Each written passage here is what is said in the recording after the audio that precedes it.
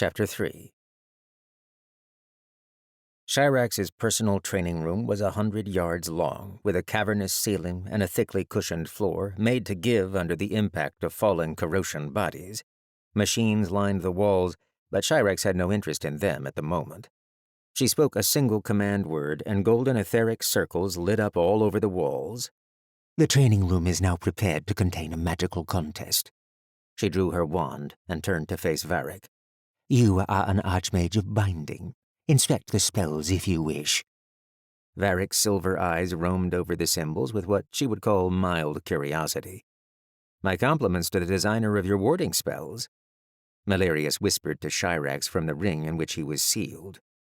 Even with his defenses weakened, he will be a defensive specialist. It will send the strongest message to the starship if you overwhelm his shields. Varric hadn't drawn his wand, so Chirax kept hers pointed down. Just an exhibition, isn't it? He asked. If the last horizon sees our abilities and judges one of us superior, I will be satisfied. As will I. Varric glanced over to the sidelines, where wary Corrosion soldiers kept weapons ready to train on the intruders. Chirax still wore her armor. If armed strangers hadn't been watching her, she might have removed it for the duel, but she wasn't foolish enough to expose herself to assassination. She kept a sharp eye on Varric's exchange, looking for any signs that he intended to cheat. Don't interfere, Varric warned his crew members. Sola didn't respond, but Ryion clapped a fist to his chest. Never! I'm not kidding. Stay there. I wouldn't interfere in a sacred duel. Varric didn't look reassured, but he turned back to Chirax and extended a hand. You first, Your Highness. That pride would be his undoing. Chirax spoke a word that conjured the majesty of the solar dragons. Gold light shone from the end of her wand, a roar echoed through the training room, and illusory wings flared out from behind her. Varric's makeshift mantle fluttered in the wind, but he showed no signs of chanting. He watched her calmly, so she continued speaking her incantation. With every syllable, her spell grew stronger. The power of dragons built to a crescendo until it seemed a dragon made of plasma was crouched before her wand. Sparks flew from around her, and magical symbols lit up around the floor, dispersing the heat and preventing her from melting her floor. I don't know how good he really is, Malarius muttered, but he certainly thinks he's good. Varric still hadn't reached for his wand. Chirax unleashed her spell. A dragon conjured from the aether shot from her wand like a slice of starfire, sending off waves of hot air. Varric slapped it apart. With one gesture and a single word, he splattered the dragon to golden light. Chirax controlled her astonishment, revealing nothing on the outside. Inwardly, she examined the trick. He must have known my magic ahead of time, she mused. Malarius stuttered as he replied. That's it, I'm certain. Clever of him to prepare binding magic for your spell in advance. Clever and skilled to both craft a countermeasure and execute it with split-second timing. Chirax folded her arms. You've done well. Now it's your turn. Varric nodded. As you suspected, I was aware of your spell. To even the odds, I'll give you a chance to observe my spell closely as I cast. There was the heroic spirit the last horizon must have seen in him. If he was skilled enough to match her in magic, she would keep him on as a mage. Varric raised his hand, not his wand, and traced a simple symbol. The aether trembled. All over the room, the protective magic circles stuttered like faulty clockwork. Those in the room who didn't practice magic seemed not to notice, but Malarius drew in a long breath. Chirax's eyes widened further than they had when he dispersed her spell. He had layered so much meaning into one simple gesture that it rivaled a full spell. Was this the power of Varric's basic etheric control? Varric spoke one word, beginning an incantation.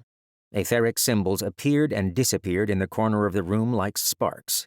Chirax had never heard the incantation he was invoking, but she knew its meaning nonetheless. It meant to be locked away, perhaps to be sealed eternally. Silver eyes now appeared to her like twin blades, ready to split her in half. Chirax raised her wand again on sheer instinct, pulling up defensive spells, but abruptly the flow of the aether returned to normal. Varric lowered his hand and stopped chanting.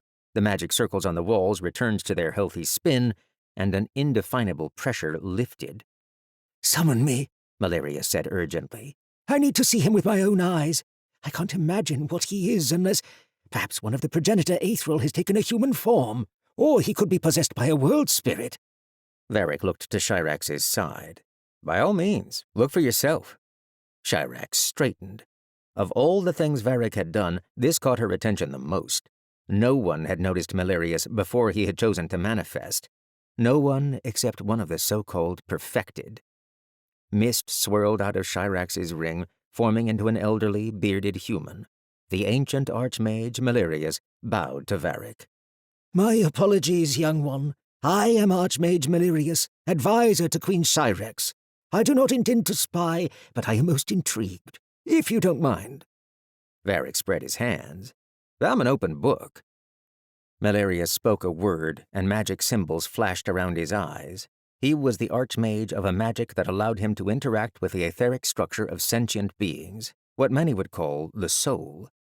This magic had allowed him to bind a copy of his consciousness to an artifact, to preserve his wisdom beyond the grave. It also allowed him to see into the nature of people. He would be able to see the origin of Eric Valinar's magic. The ghost gave a startled shriek. Magic circles around his eyes flickered and vanished, but he still shuddered as he looked at Varric. How many of you are there? 7, Varric said. Explain, Shirax commanded. You cannot defeat this man in a contest of magic. No mortal can. He has seen into the Aether, and it has chosen him. For the first time since Shirax had known him, Malarius sounded in awe. I would beg the opportunity to learn from this man, Your Highness. If we have time, Varric responded. Shirax slammed her wand back into her belt. So, I am not your equal in magic. She dipped her head and bowed to him. Thank you for the instruction. I concede the match for the last horizon and apologize for the disrespect.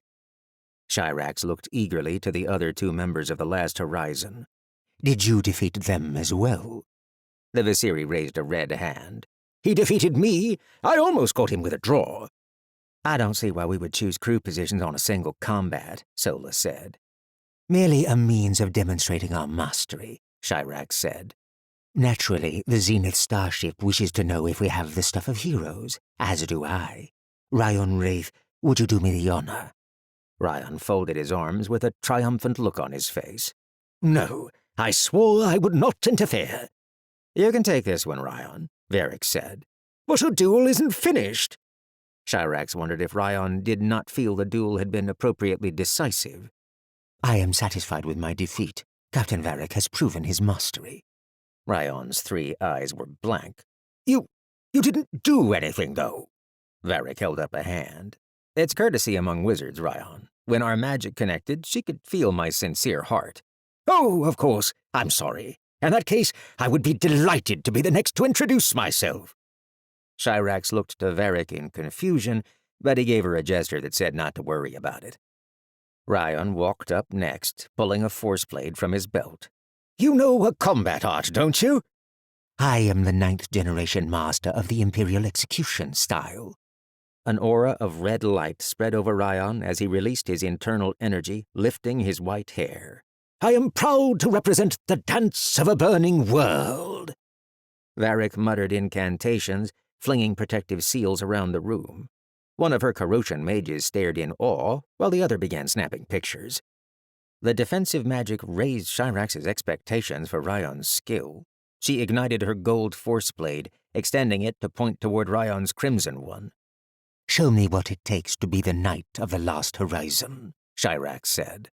Then she moved into the first step of the Imperial execution style. She slashed out horizontally, the aether extending the slash in a wave of golden light. She trusted the defensive magic to protect the bystanders, and her training room. Not only had Malarius vouched for Varric's skills, but her own analysis of the magic circles suggested they would be sturdy enough. Her combat art was difficult to use aboard a starship in normal circumstances. Its movements invoked the aether to extend and empower her strikes, piercing through defenses. It was made to execute worms that burrowed through moons and bisect war mechs. It was easier to tear a starship in half than to keep the hull intact. As expected, Ryion destroyed her attack. But what stunned Shirax was the effect his movements had on her own combat art. Where her golden slash made contact with his scarlet one, Shirax's attack burned away. It was as though his each movement carried a hungry red flame that devoured all that opposed him. Ryion raised his left hand, hurling a ball of crimson energy, but Shirax had fought Visiri duelists before. She split the ball with her next attack, which also extended to take Ryon's life. He pierced through it, and in the aether, his thrust felt like a spear made of flame. The enchantments on Shirax's breastplate lit up, protecting her from the aftermath of his attack as she turned it aside, but Ryion was attacking again, and again. He stayed on the offensive, fluid as a river.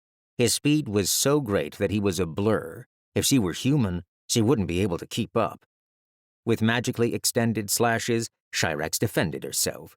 She pushed herself further and further to meet his blows, faster and faster, using the skills that had cut through small armies. This combat art had saved her life against the ambush of the rebels, and now here she was on the defensive, desperate just to stay in the fight. Incredible!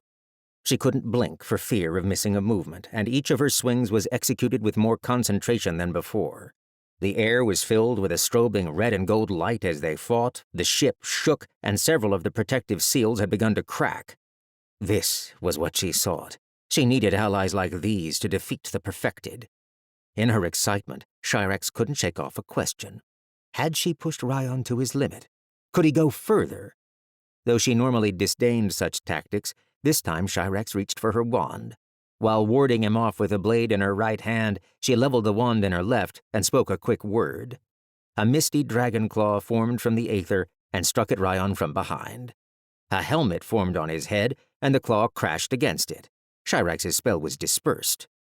Red fire formed beneath her feet, and she deactivated her force blade to accept the attack. She had lost, so she would take her punishment and let the fire connect. I am truly defeated, she said, waiting for the rush of heat. None came. A white magic circle spun beneath her and sealed off Ryon's combat art before the move completed. No need for that, Varric said. Ryion leaped over in front of Shirax, seizing her arms and looking up into her eyes with desperate energy. Defeat is no reason to embrace death. You have so much to live for. My enchantments would have protected me from true injury, Shirax said seriously. But I have earned the pain with my pride. Ryion gave her an encouraging pat. No. Then he backed up, paying no attention to the corrosion guns and wands that had been trained on him since he had laid a hand on her. Shirax turned to Sola next.